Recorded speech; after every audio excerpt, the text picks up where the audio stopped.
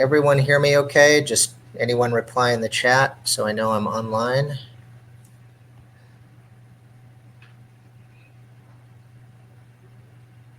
I will assume a yes. Okay, good to go.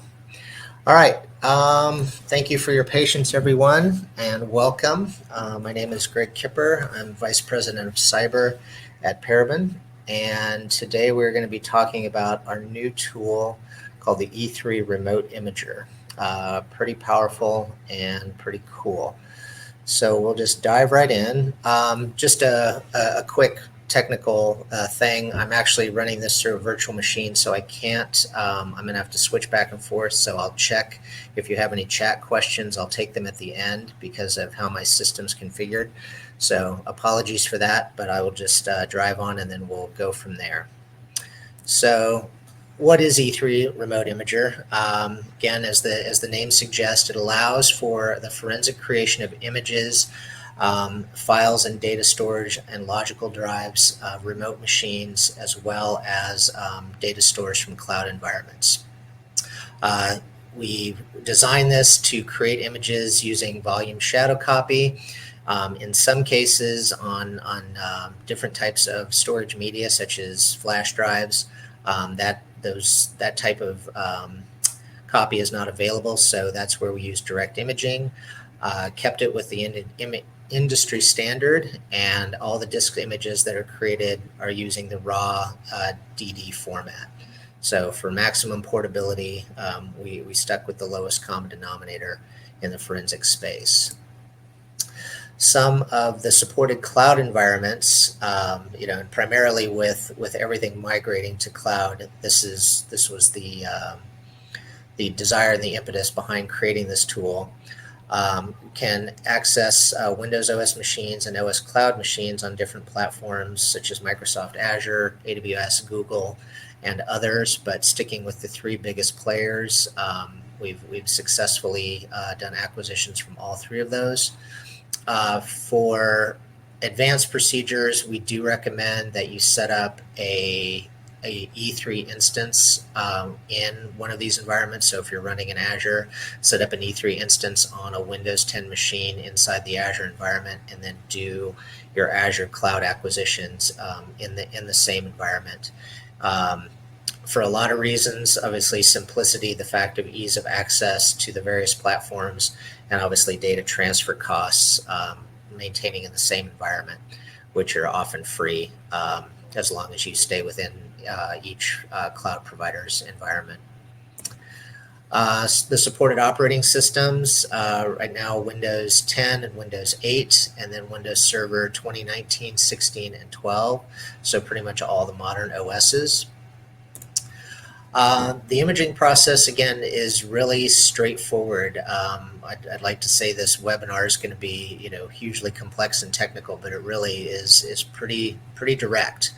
The steps are: you prepare the E3 machine to be installed, and the next one is you'll launch the remote imager agent on the target machine, and I'll show you these here in a moment on the screen. The third one is, of course, the most crucial, which is setting up the connection between the agent and E3. And then the last step is letting the software do its job, which is creating the data image. So those some of the process details that go into this, make sure both machines use the same port, and I will show that example here in the slides to come. You obviously don't want to close the agent until the imaging process is over. It is possible to create images of several data stores in one imaging session. So once you've made that connection between the remote machine and E3, you can essentially pull any data store that the operating system can see and that the tool can see. And of course, the size of the image needs to be the same or larger as the data store to make sure you have enough free space. And that's, traditional forensics 101. I'm going to hold here and check my chat window. Looks like all good, no questions. Apologies for my visitor real quick. I don't think she knew I was live. Moving on. So the step one is opening the port. As with any network, and particularly with cloud, again, cloud is just accessing computer resources through a web interface at its simplest level.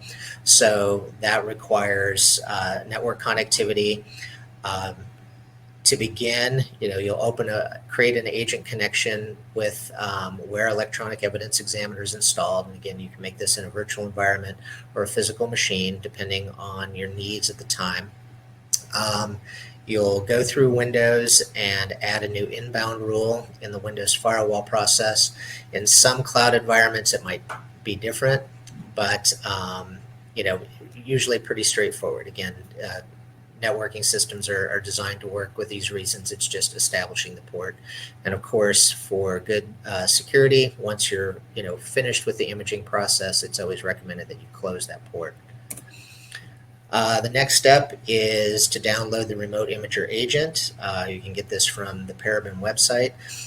You can pull that straight to your target machine. And again, you can see at paraben.com, we've got the Remote Imager agent. Once that is run, you'll start Electronic Evidence Examiner, and it has directions for how to best connect E3 with the Remote Imager agent. In that process, you establish the connection. In step 2, you make sure that the ports are established on both machines. In this case, the default is 11.788. And then you proceed to launch the agent on the target machine. So this is actually your victim machine, or the one that you want to acquire the data from. When it's running, you'll not only import the IP address, which you will have access to because of the environment and because of the nature of the investigation. You make sure the ports match, and then the second authentication is you use that code, which is provided by the agent, and you bring that into E3, and then click Next, and that assures that the connection is established securely and properly. And this is where you get the forensic grade network connectivity and processing.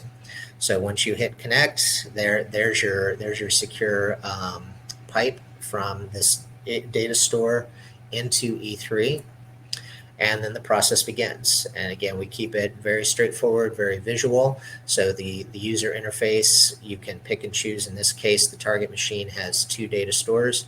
You pick one or both and hit create image. Depending on the situation, and if you need to, or bandwidth usage and things like that, you can pause and stop and resume the imaging if necessary. But here, as you can see in the graphic, it continues to grind on, and it lets you know where it's at. So once the imaging is complete, it immediately will give you the green check mark of success. And at that point, you can immediately click on the Open in E3 link, which will take that newly processed evidence store and bring it directly into Electronic Evidence Examiner for traditional forensic processing. One key point, and again, this is not as common as it was maybe 20 years ago with networking, but assuming that if your connection is lost, you can save that unfinished image and resume. Again, the value of a DD image is that it will pick up from the bit that it left off. So that is built into this application and meant to provide maximum resiliency, so you don't have to repeat a large data store transfer, because again, some of these can get really big.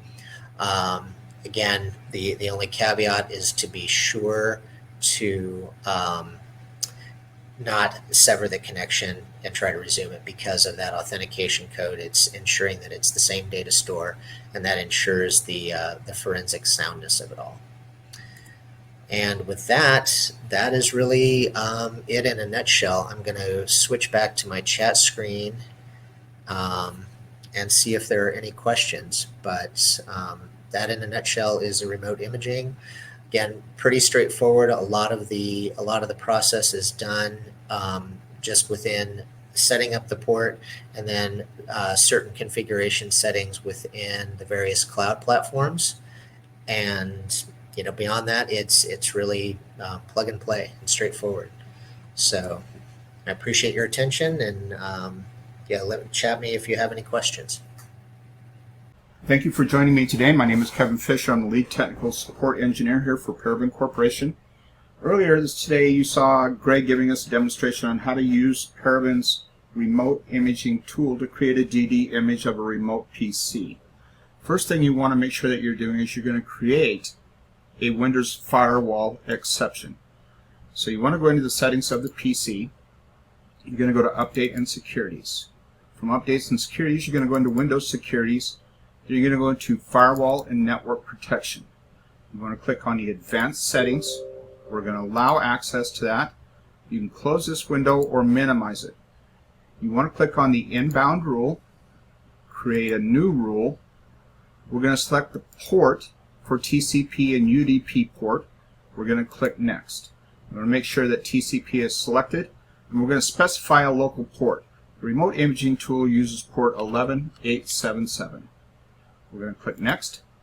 We're going to allow all connections and click Next. We're going to leave everything default for domain, private, and public. We're going to click Next. And then we're going to give this an inbound name and description. In this case, we're just going to give it a quick name and a description. And we're going to click Finish. At this point, we've created our inbound rule allowing us access through that port. From there, we want to make sure that we've created a case inside E3. In this case, I've created one called Remote Demo. So I'm going to launch the Remote Imager tool. The wizard's going to pop up. Click Next. It's going to tell me what port I'm on, which is 11788, which is what we added in our inbound rule. Then it's going to populate the internal IP address. You want to make sure that you're copying this information down, and you're going to enter this into the remote imaging tool to the target PC. We're launching that on the target PC as we speak. We're going to put in that IP address of 192.168.0.3. And we're going to click Connect on the remote imaging tool.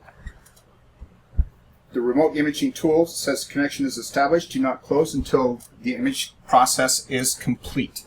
At this point, it's going to give me an authorization code. And I'm just going to Skype that to myself real quick. Then I'm going to populate that authorization code inside the E3 Universal. So we've got our authorization code. I missed a number, so I'm just going to enter it in manually. Then we're going to click Next. At this point, the imaging tool is recognizing the drives associated to the target PC. In this example, I'm going to just do a thumb drive. That is an 8 gigabyte thumb drive. So I'm going to create that image. We're going to give it a name, and we're just going to call it Image 2. And I'm saving it into a folder that I created on my PC called Remote Demo. We're going to save that file, and E3 will start to process and create that DD image.